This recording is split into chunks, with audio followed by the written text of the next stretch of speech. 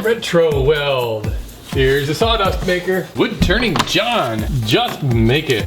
And finally, the Wildman project. I got starting to look pretty cool. It's getting really thick with stickers. It's like when you go to an amusement park and there's one of those trees that everybody sticks their gum to and it just builds up. Finally, I want to thank Patrick Marquez for making me this Paracord bracelet. And he's a history teacher and he makes these for his students, but he's developed a technique for making the little charms on there. Look, he's got my logo on there, and I don't know how he does this. I don't know if it's like 3D printed or something, but it's really cool. You can see it's kind of curved here too. I'm trying to put this on left-handed. There we go.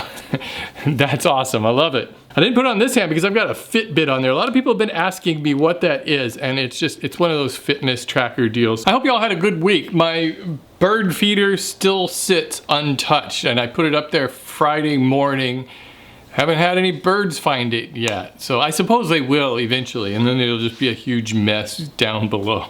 I think that was a really fun project. If I had more time, I would have tried out Bill's method for cutting bottles by scoring them and then going back and forth from the boiling water to the ice water. And what he does is, you know, he can use a custom bottle. Say if you have a friend who likes a certain type of beer or a certain type of soda, then you can use one of those bottles and you get a custom bird feeder. I think it would also be a cool project to try to sell online. You could sell it on, you know, Etsy or even your own website and offer like a customization option where a customer could request a certain type of bottle and then you could make it using that. There's also not a lot of pieces to that project, so you could easily batch them all out and then assemble them in an assembly line. I'm gonna be down in LA at VidCon later on this week. If you're going to VidCon, look me up, and I don't think you can get tickets anymore. I think they're sold out. But anyways, so I won't have a project video this Friday. I'm gonna try to get a video out. I've already shot the tour of the craft room,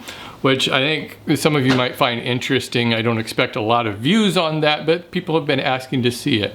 So that'll be on Friday, I hope this Friday. And then I think for the following Friday, I'm gonna try to do a tour of my past projects, just kind of go around the house and just see how they're holding up. I haven't really figured out how I'm going to do that. I think it'd be kind of interesting to do a before and after. You could see like the wheelbarrow planter when I built it and see what it looks like now, and you can see how much it's weathered. I don't think I'll be able to shoot everything I've built in the house because it's hundreds of items. That would be a long video. I've started thinking about ideas for my next big project, which is going to be a dining room table. I think my wife has already ordered the chairs, so it sort of forces me to make the table to go with them. I'm kind of leaning towards maybe a farmhouse style table. I haven't really figured that out yet, but I hope to be able to make that and have the video in August, maybe September. And that just tells me that the summer is really flying by quickly. It does every year, I guess. I probably say that every year. Wow, this summer is really going by quickly. Oh, I saw a couple of movies I really enjoyed. First, I saw AntMan. I'd never heard of AntMan before. I thought maybe that Marvel had just run out of superheroes and they were just making them up. But